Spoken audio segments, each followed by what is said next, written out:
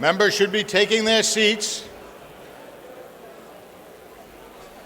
About 2.5 minutes.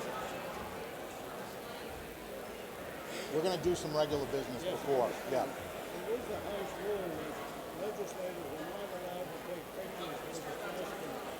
You're correct. I haven't seen anybody, but if you have, you let them know. Okay. All right. Yep.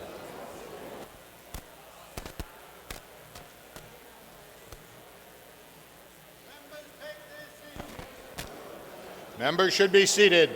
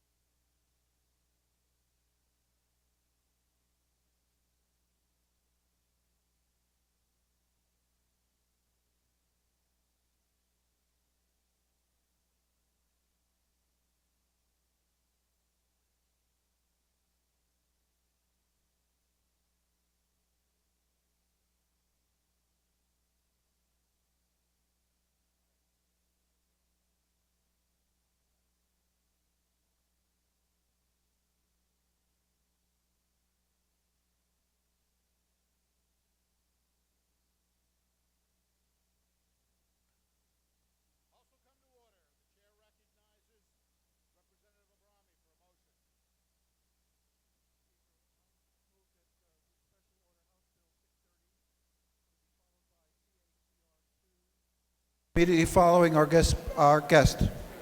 You're recognized to speak to your motion. Mr. Speaker, if I know that one of our members has a commitment that's going to be speaking on both these bills, that we do him the courtesy of moving these bills forward to the time stated. Thank you. Would I say yes? Thank you. Question is on motion to special order House Bill 630 and HCCRA 2 until immediately following our guest speaker. Are you ready for the question? All those in favor say aye. Aye. Those opposed, nay. The ayes have it, and the motion is adopted. I recognize the clerk for an announcement. Thank you, Mr. Speaker. On the way in, somebody dropped a key for a Honda. If you'd like to come and claim it, great. If not, I'll take it home tonight. Thank you. Give me a jacket.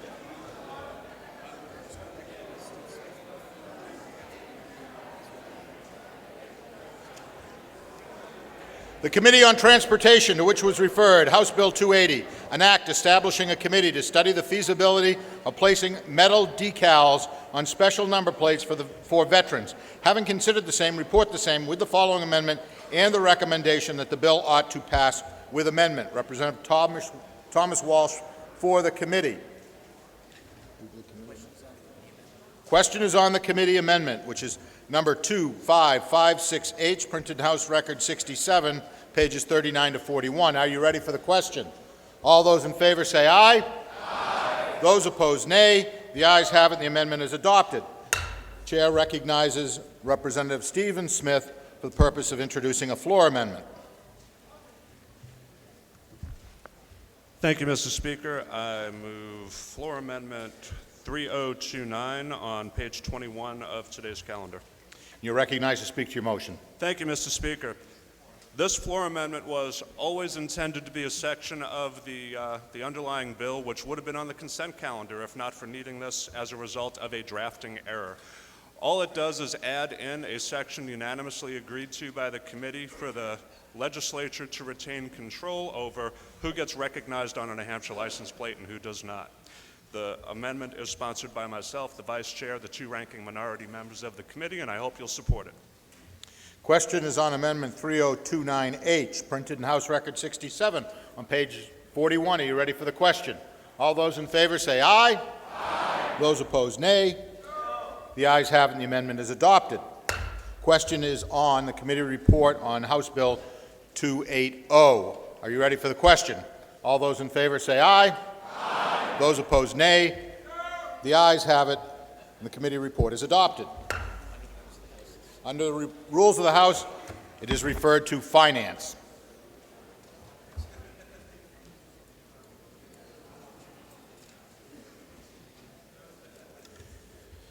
The Committee on Transportation, to which was referred House Bill 586, an act relative to registration of automobile utility trailers, having considered the same, report the same with the following amendment and the recommendation that the bill ought to pass with amendment. Representative Werner Horn for the committee. Question is on Amendment 2485H, printed in House Record 67 on pages 56 to 59. Are you ready for the question? All those in favor say aye. Aye. Those opposed, nay. No. The ayes have it, and the amendment is adopted. Question is on the committee report. Are you ready for the question? All those in favor say aye. Aye. Those opposed, nay. No. The ayes have it, and the committee report is adopted. And under the rules of the House, it's referred to the Committee on Ways and Means. The majority of the Committee on Ways and Means, to which was referred House Bill 359, an act allowing municipalities in Carroll County to offer property tax exemption to foster commercial and industrial construction, having considered the same, report the same with the following amendment and the recommendation that the bill ought to pass with amendment. Representative Don Lehman for the majority of the committee. The minority of the committee, having considered the same and being unable to agree with the majority, report with the following resolution. Resolved that it is inexpedient to legislate. Representative Susan Almy for the minority of the committee. The question is on Amendment 2408H, printed in House Record 67 on page 45. Are you ready for the question? All those in favor say aye. Aye. Those opposed, nay. The ayes have it, and the amendment is adopted.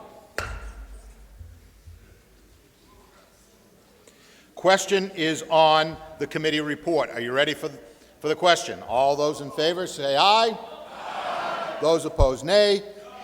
The ayes have it, and the committee report is adopted.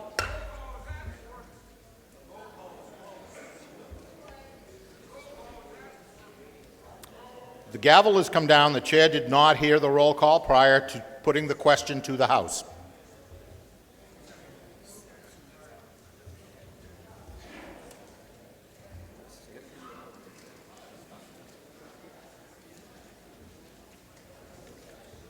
The majority of the Committee on Ways and Means, to which was referred House Bill 522, an act requiring the state treasurer to develop an implementation plan for the state to accept Bitcoin as payment for taxes and fees. Having considered the same, report the same with the following resolution. Resolved that it is inexpedient to let... You cannot call a roll call before I've even read the report. Resolved that it is inexpedient to legislate. Representative David Carrick for the majority of the committee. The minority of the Committee on Ways and Means, to which was referred House Bill 522, having considered the same and being unable to agree with the majority, report with the following amendment and the recommendation that the bill ought to pass with amendment. Representative Susan Almy for the minority of the committee. The question is on who requests a roll call. Representative Jones requests a roll call. Is that sufficiently seconded? All right. It is sufficiently seconded. This is not really the proper time to requesting a roll call. We normally at least have debate before we do that. Because then people think that we're done debate and they're going to come in. We haven't even begun. So at this point, the chair recognizes the member from Hudson Representative Schlein to speak against the committee report.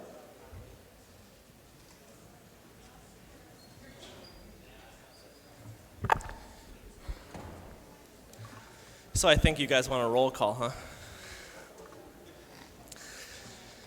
All right, so I ran for office because, and thank you, Mr. Speaker.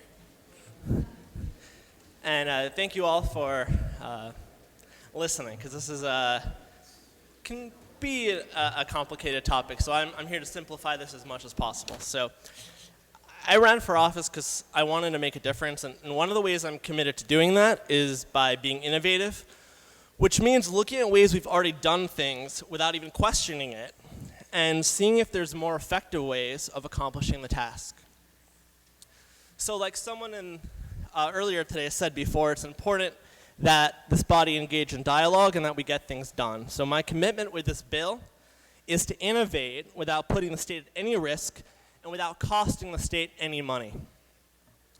My vision is to see New Hampshire be the #1 state for business in the country, and I think it would be inappropriate to fulfill on that vision by taking any unnecessary risks, by costing the taxpayers any kind of money on silly experiments, or to violate people's rights in the process.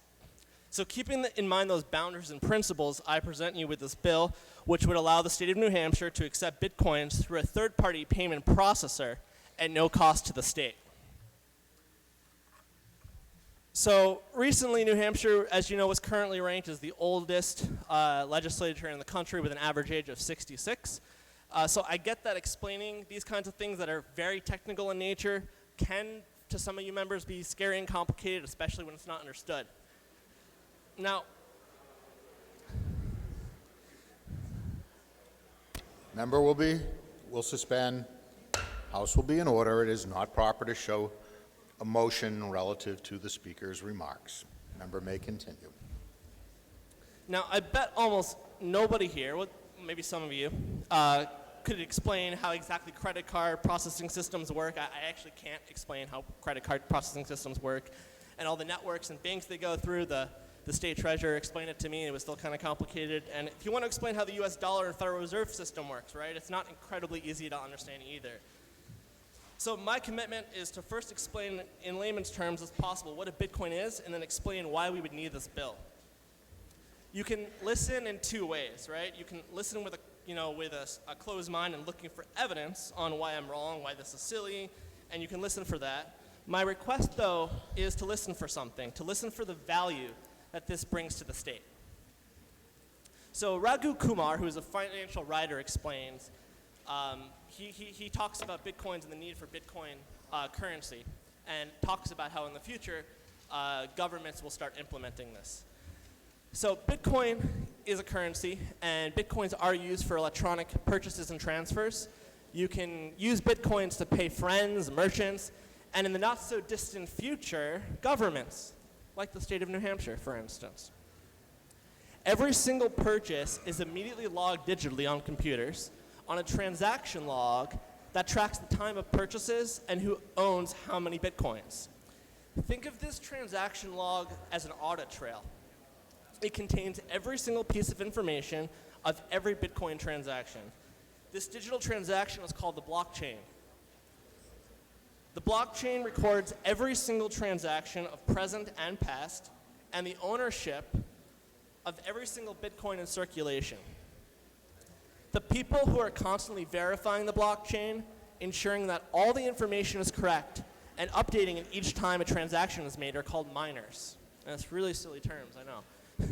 One way to think of miners is those who confirm transactions. Their job is to essentially ensure that the transaction is secure and processed properly and safely. In return for their services, miners are paid fees by the vendors, merchants of each transaction, and are also given sometimes even physical minted Bitcoins. So some people have actually asked me, how are the Bitcoins priced? And they're priced like any other kind of currency, whether it's Australian dollars or US dollars. They fluctuate, in value relative to other currencies. So let's use rupees, for example. So similar to how the rupees valuation swings wildly against the US dollar, Bitcoins have had drastic movements in price as well. The value of a Bitcoin is constantly changing. and there's no centralized exchange for it. So think of it this way. Each time a Bitcoin changes ownership from seller to buyer, the two parties need to agree on a price. There's no fixed price. Usually it's the seller's responsibility to give a fair price to the buyer based on what rate Bitcoins are being traded in elsewhere. The difference between Bitcoins and other currencies is that there's no central bank that prints the currency and sets relative values. Through transactions, the value of Bitcoin fluctuates through supply and demand. So a common question, also elephant in the room right now, I'm going to assert is, what in the heck is the point of having Bitcoins if I can use regular currency for my purchases, and in this case, for paying taxes and fees, right? So that's a question you're bound to ask yourself at some point in time, and after all, right, the rupee or the US dollar seems to get the job done. So why would we add complexity to our life with Bitcoin? It's very simple. For starters, there are many benefits to Bitcoin over traditional currencies. So for example, let's assume you need to pay your state taxes, which I hope most of you are doing. Now, we know that if we want to pay taxes with a credit card, we are charged a fee. Now, if you remember when the state of New Hampshire wanted to implement credit card payment processing systems, that was also met with resistance. And as you know, if you pay with a credit card, the taxpayer is charged a fee for that. So if we pay by a check, well, check use is in constant decline, and people of my generation are hardly using a checkbook anymore. So the simple solution for someone who is an avid Will the Bitcoin member user— please suspend? I'm getting word that you're not speaking clearly and you're not being understood. So if you could please slow down and speak clearly into the mic. Thank you. Sorry, Mr. Speaker. Apologize for speaking too quick. So I'll sum this up, just not to take up too much of your time. But I want you all to pay attention because this is the most important part of what I'm going to say. So number one, implementing a third-party payment processor to accept Bitcoin for the payment of taxes and fees has no risk or downside to the state. The second thing, number two, there's no currency risk as the state would never hold a Bitcoin. So if you have a business, right, and if you have a business and say someone wants to use a credit card and the credit card holds Australian dollars or Canadian dollars, right? There is a transaction fee to convert the currency. If you are the business owner, you are never going to be holding Australian dollars or Canadian dollars or whatever, currency exchange rate that credit card's in. So it's the same thing when using Bitcoins to pay for taxes or fees to the state. There's an instant conversion. The state of New Hampshire will never hold a Bitcoin. And there's lots of companies already doing this. So we have Target, CVS, Subway, Victoria's Secret, Virgin Mobile, Virgin Airline, Tesla, that car company, Whole Foods, Microsoft, Bloomberg, Sun Times, Sears, Kmart, Dish Network, Apple Computer, and 1-800-Flowers. So you can, you buy your sweetheart some flowers in Bitcoin if you really wanted to. The third point is Bitcoin transactions are more secure than credit card processing systems. So I don't know about you, but I've actually had issues where I go into a store and had the credit card processing system hacked, and I had to get a new card. That's happened to me twice before. This system is a lot more secure. And the fourth point is New Hampshire, as a state, we already have the highest amount of Bitcoin users per capita than anywhere else in the United States. So I wrote this bill to provide that community with a service. As we know, young people, for the most part, aren't using checks the way that they used to. And the third point is it gives them a way without having to pay for, using a credit card fee. So a lot of my friends and people I know who don't want to pay the credit card fee, don't want to send a check to the state, Bitcoin is a viable solution for them where they have a secure transaction, it gets converted right to US dollars to the state, and there's no fee. And then the last point is that New Hampshire has a very strong incentive to implement this. There's, again, the third-party payment processor, there's no cost to the state, there's no risk to the state, and it provides just an additional service. So there's no risk, and we got to be innovative at the same time. And I will take any and all questions. Hardballs are more than welcome. Representative Vinci, you may inquire.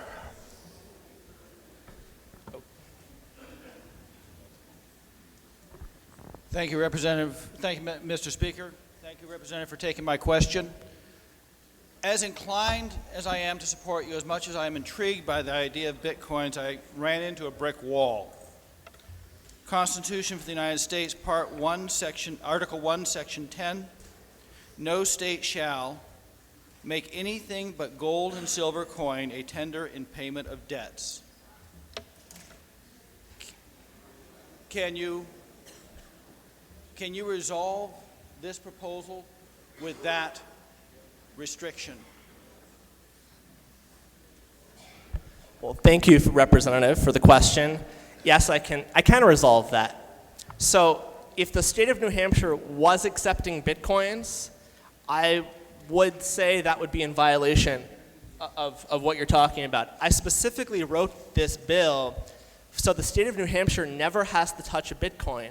It would be no different if you had a credit card in Canadian dollars and decided you wanted to use a credit card to pay your taxes, and the Canadian dollars converted to US dollars. It's not like the state of New Hampshire is now, taking Canadian dollars. So that rectifies the issue in the Constitution.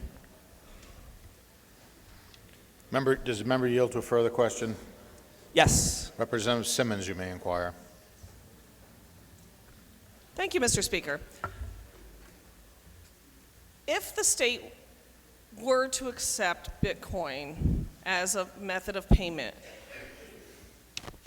would it process the same way as if they accept a credit card payment as method of payment? Only with Bitcoin, there would be no fees involved, and thus we would not be absorbing the fees that we do with credit cards.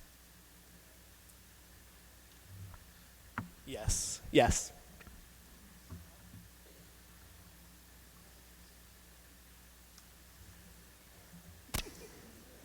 Thank you, Mr. Speaker.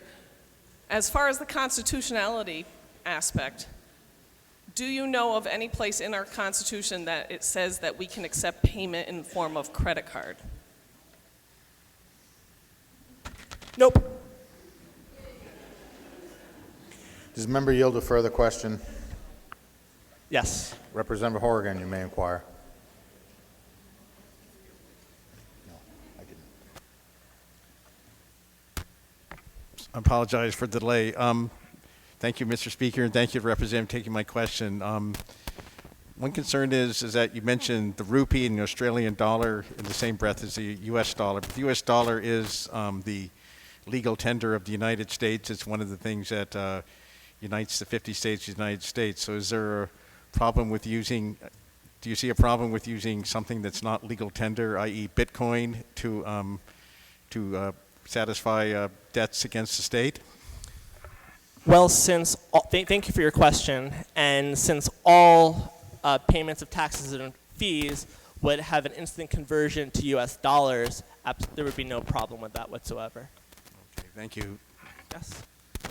Chair recognizes the member from Manchester, Representative Timothy Smith, to speak in favor of the committee report. Thank you, Mr. Speaker. So I'll be brief. There are a number of problems with this bill, and I'm not even going to talk about the concept of Bitcoins. This bill, as it's structured, uses a third-party payment processor. The state would be required to choose a singular tense payment processor to process these Bitcoins into US dollars for people who needed to pay their debts. We have a constitutional obligation to protect the consumers of New Hampshire against commercial monopolies. This bill would have the state of New Hampshire create a de facto commercial monopoly for converting Bitcoins to US dollars for the purpose of paying your debts to the state of New Hampshire. Additionally, this bill would, by fiat, put the endorsement of the state of New Hampshire onto the business that was selected to do the Bitcoin conversion. I can't speak for everyone else in the hall, but I really don't think that the state of New Hampshire should be in the business of picking winners and losers in the private sector. Thank you, Mr. Speaker. Does the member yield to a question? No, do the right thing, push a green button. Chair recognizes the member from Warner, Representative Carrick, to speak in favor of the committee report.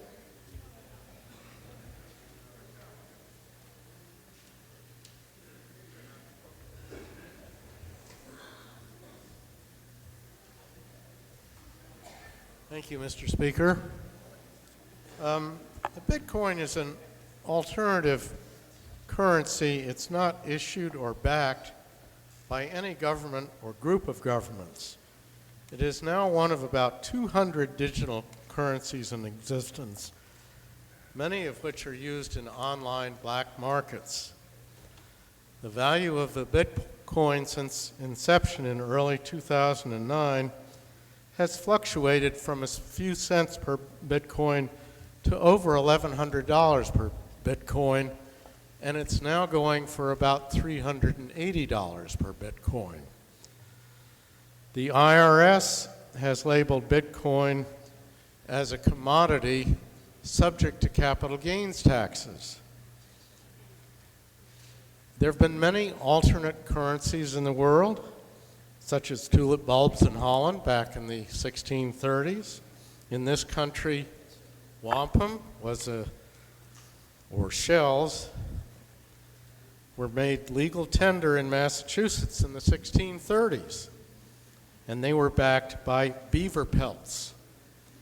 Tobacco became legal tender in Virginia in the 1700s, replacing payments in gold or silver. These currencies have all gone the way of the dodo bird or the passenger pigeon. I don't believe it's prudent or responsible for the state of New Hampshire to accept Bitcoin as payment for taxes and fees, and therefore I would urge you to vote House Bill 552 inexpedient to legislate. Thank you for your attention. Does the member yield to a question? Member does not yield. Chair recognizes the member from Nashua, Representative Ohm, to speak in favor of the committee report. Thank you, Mr. Speaker. Mr. Speaker, this bill has absolutely no effect on Bitcoin transactions between private parties. Indeed, many vendors feel accepting Bitcoin, in addition to other methods of payment, improves their business. So why should there be any concern with the state accepting Bitcoin? The problem comes down to the risk of converting Bitcoins to legal tender, which the state must use to pay its bills. Bitcoin is a commodity like gold or silver, stocks or bonds, wheat or corn. But unlike those commodities, Bitcoin is not a tangible commodity with some intrinsic value. It's not traded on regulated exchanges with identified buyers and sellers. So what is a Bitcoin? Bitcoin is simply a computer-generated prize. It's a prize awarded for solving a difficult computer problem. Bitcoins in the past might have been created for pennies of electricity and now might cost hundreds of dollars to create. Bitcoins are fungible, which means that each one's identical to the other. But whatever it costs to make, it still remains a computer-generated prize. So what's a Bitcoin worth? It has no intrinsic value. So the classic answer of what it's worth is what someone's willing to pay for it. And that price has varied from pennies to over $1,000. Now for the state to accept Bitcoin, the state would need to become a commodity exchange. The state would need to quote a price for tax payments, accept Bitcoins at that price, hold the inventory until a buyer can be found, and then take the risk that the eventual selling price might be less than what the state paid. Bitcoin supporters argue that an infrastructure has been created to speed up transaction processing, and that is true. But there is no warehouse in the sky where Bitcoins sit on one shelf and cash sits on the other shelf. where one can be simply swapped for the other. It doesn't exist. And an honest buyer or buyers need to be found who will offer you a price attractive enough to exchange that for legal tender and then transmit that legal tender into the banking system. While small transactions, say a fraction of a Bitcoin for bar tabs, might find quick buyers at the last price, larger transactions of hundreds of Bitcoins would like to see price erosion and many days to fill, as with any commodity traded on an exchange. Is it appropriate for New Hampshire to bear the time and expense to set up an exchange for a commodity such as Bitcoin?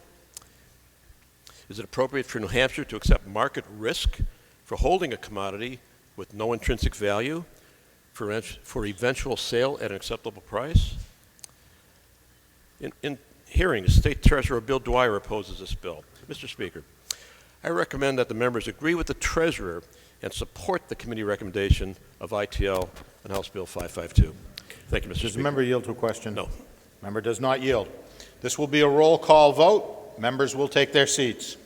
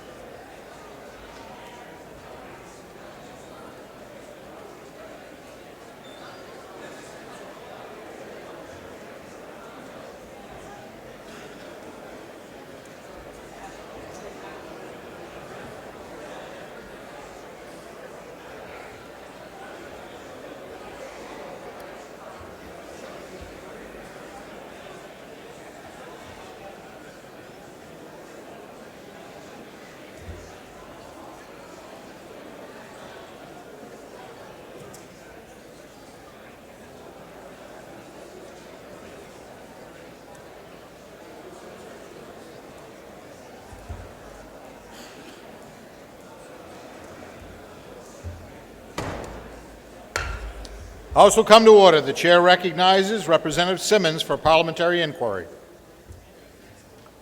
Thank you, Mr. Speaker. If I know that I am probably in the upper half of the age bracket of this body, and I understand the value of using more than one method of payment, and that I know that Bitcoin is not something to be feared, it's just something new.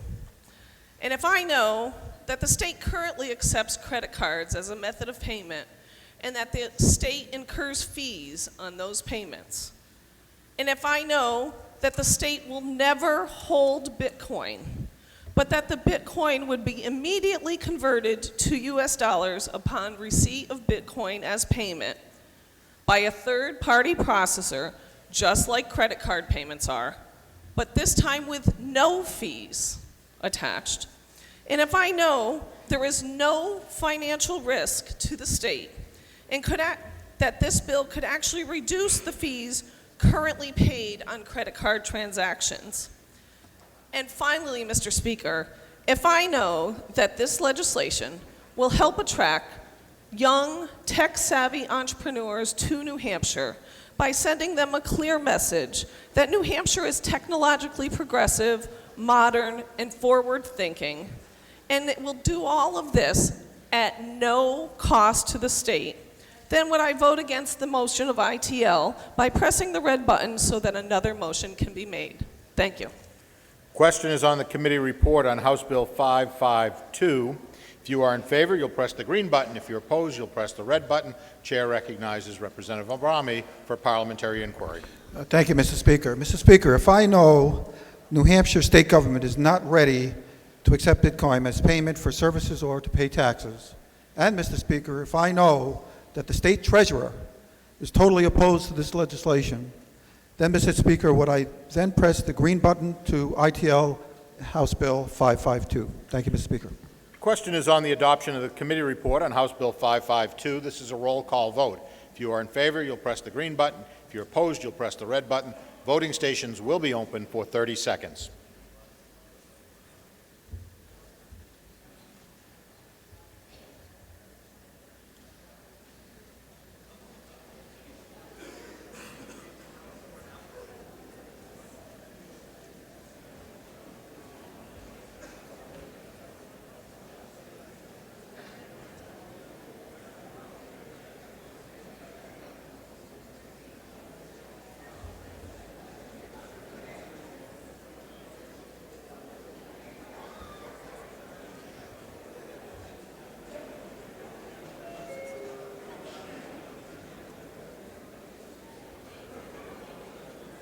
If all members voted who were present when the question was put, House will attend to the state of the vote.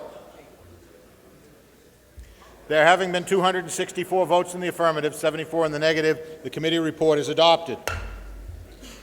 The chair recognizes the Sergeant at Arms.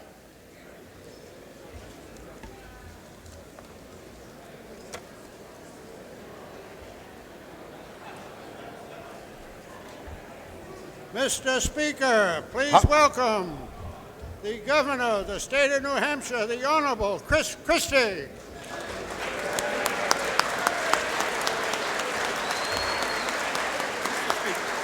Governor, bring regards to my wife. Bring regards to my wife and tomorrow we'll tell you something else.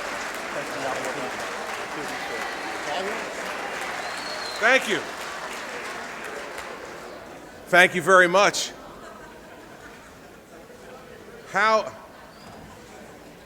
completely fabulous to be in a House dominated by Republicans. That's okay. Hey, let me tell you this. I just got done with my State of the State last week in a House controlled by Democrats. And so I had that fun then, but this is a much different kind of fun for me. I thank you for giving me the opportunity to come before you today and speak about the challenges that we face. And I come to you from the perspective of a governor of a neighboring regional state who understands both the challenges that you face every day and the opportunities that are presented to you every day. And that those challenges and opportunities are made both more difficult to deal with on the challenge side and less advantageous on the opportunity side when the federal government gets more and more involved in what you were elected to do and to take care of those you were elected to represent every day. And so I bring to this race for president the perspective of a governor for 6 years in a state which I lovingly call unruly to govern. And the federal government makes it only more difficult to do that and to govern. When we look at some of the biggest problems that we're facing, we face similar problems. I was happy that our administration worked with the folks in the Senate and the House here on some of the bills you were just discussing regarding our opioid addiction problem. In New Jersey, we started on this at my initiative 3 years ago. 3 years ago, I said that we needed to change our criminal justice system. 3 years ago, I said we needed to move from an attitude of incarceration to an attitude of treatment, because too many people were dying, young and middle-aged, who were nothing more than victims of a disease. The conversations we need to be having as representatives of the people, in my opinion, is to talk about this issue openly and honestly so that we can lower the stigma that's attached to this disease. I've spoken many times about my own mother, who was addicted to nicotine. She started smoking when she was 16 years old. And back in 1948, no one knew there was anything wrong with smoking. In fact, it was the cool thing to do. And she got addicted.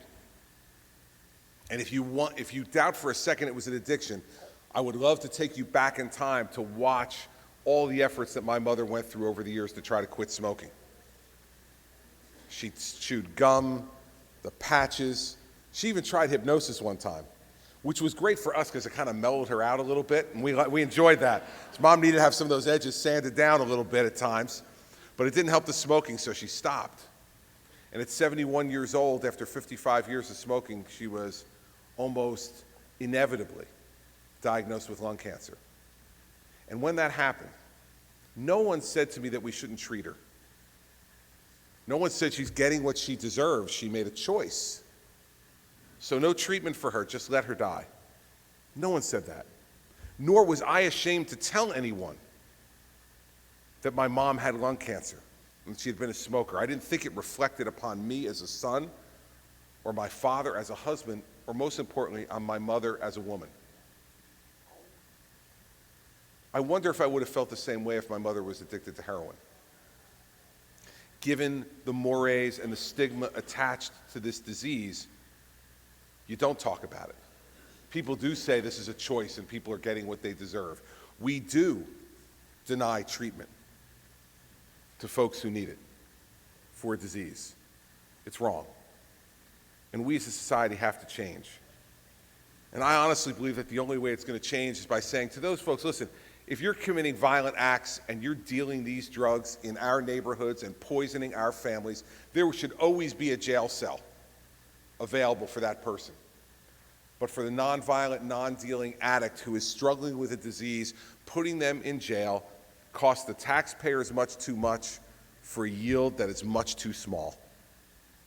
They come back out as addicts, and they commit more and more crimes and go back in prison, and we wonder why this cycle continues. It continues because we're ignoring the real problem. And the real problem is this: we need to stop making moral judgments on their choices and start trying to help them restore their lives.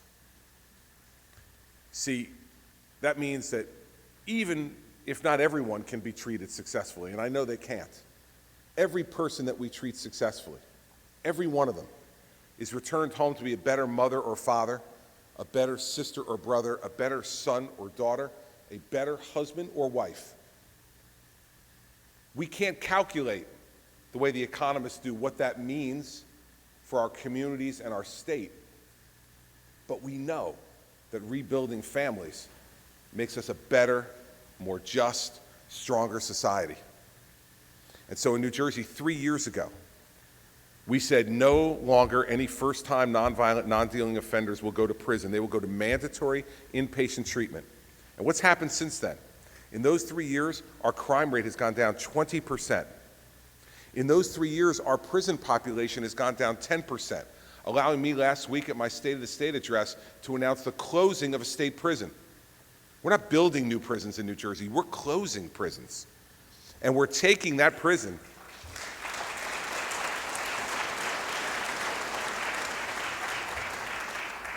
What are we doing? We're taking that prison and we are now rehabilitating it, and we're turning it into a full-time drug treatment center where we will be able to take up to 700 inmates who have drug problems in other areas of the criminal justice system and bring them to that prison.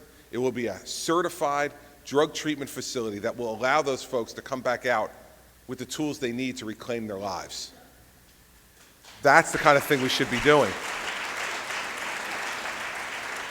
And we know that every life we save is money that we also save for the taxpayers too. Because it costs us $49,000 a year in New Jersey to incarcerate someone. It costs us $24,000 a year to give someone a year of full-time inpatient treatment. We can treat 2 people for every 1 person we incarcerate. So even if you just care about the numbers, it's a smart thing to do. But it's much more than that. See, because I'm pro-life. And I believe that every life is precious. And we focus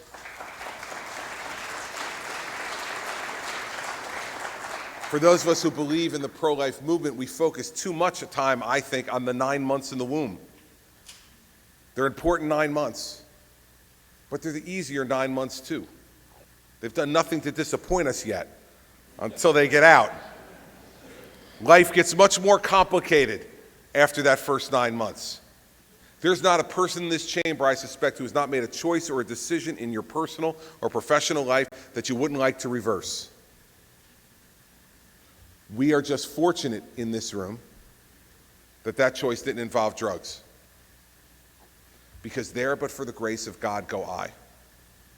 It does not discriminate everybody. There but for the grace of God go I. And we need to bring, I believe, that sensibility every day to the positions you hold, the ones I hold, and the one I aspire to. See, we need a president who will stand behind the presidential seal and deliver this message to the American people. That is the first step in lowering the stigma and opening people's minds and their hearts. You see, because the child in the womb is a precious, precious life, but so is the 16-year-old girl who's addicted to heroin and laying on the floor of the county lockup. Her life is an individual gift from God. So is the 42-year-old lawyer who is addicted to painkillers and can't keep his job or maintain his family. His life is a precious gift from God too. We need to stop judging in this area as much as we need to start caring and embracing those and giving them the treatment that they need. It will not work for everyone, but every life we save, every life,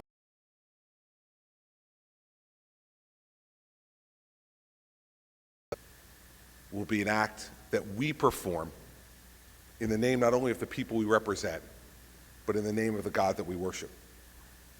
And so, there's lots of different things I could talk to you about today. But nothing's more important than saving the lives of our young people, and the older ones too.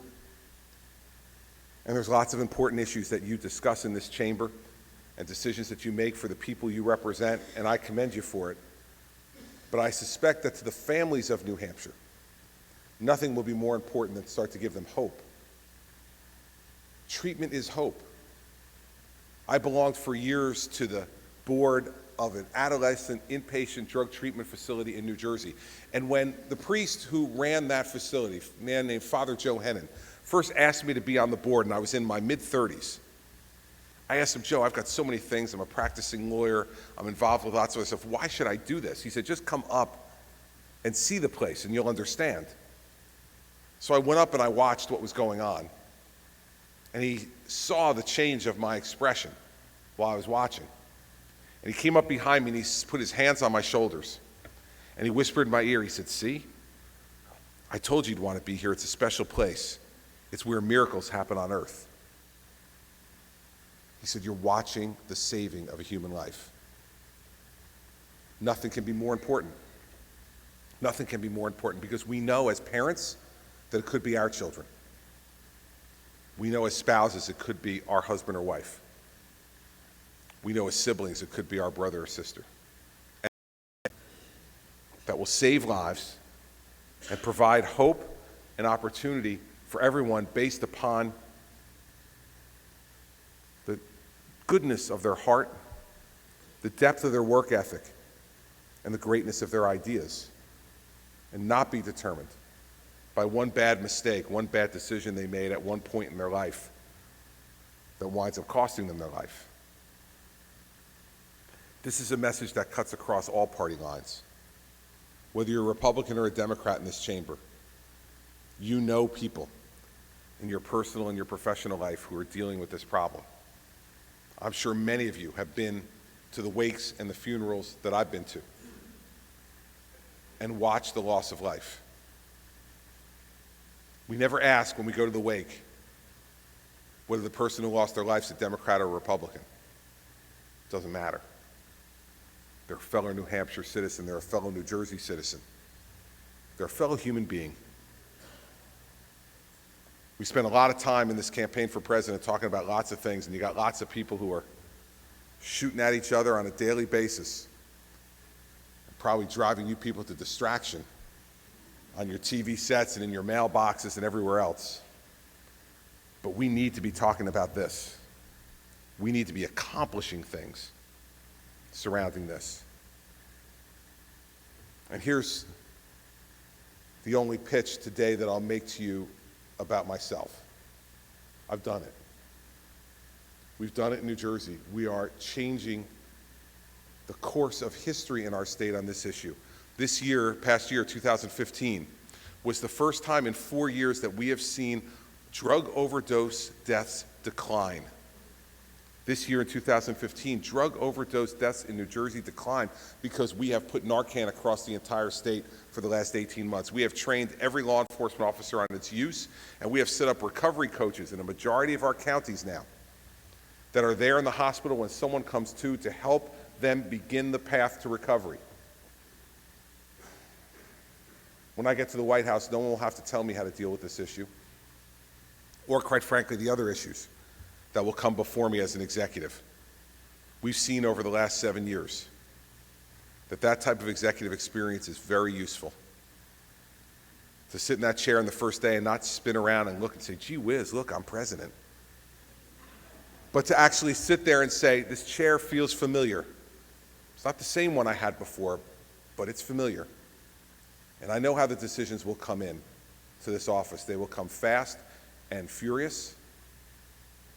They will come without a yes or no answer necessarily, and they will come without a key sheet that you can look at to decide what you need to do. It's the gut.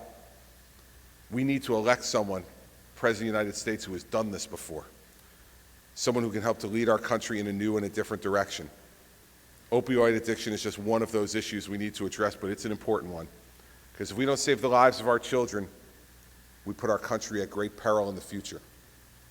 And so I cannot, on behalf of myself and my wife, Mary Pat, thank you enough for the courtesy and the kindness and the openness and the welcoming attitude that you and all the people of New Hampshire have shown to us over the last 9 months.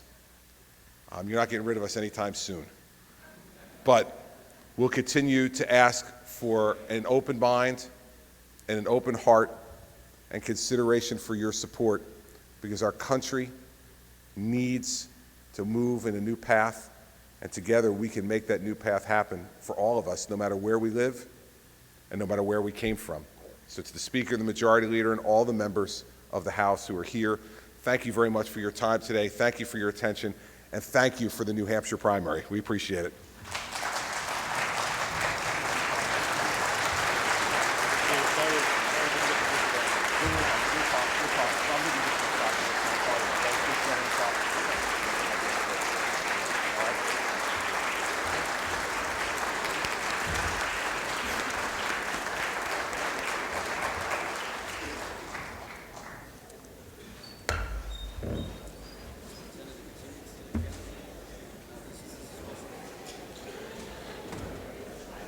House will attend to the special ordered bills. The majority of the Committee on Ways and Means, to which was referred House Bill 630, an act establishing the New Hampshire Video Lottery. Having considered the same, report the same with the following resolution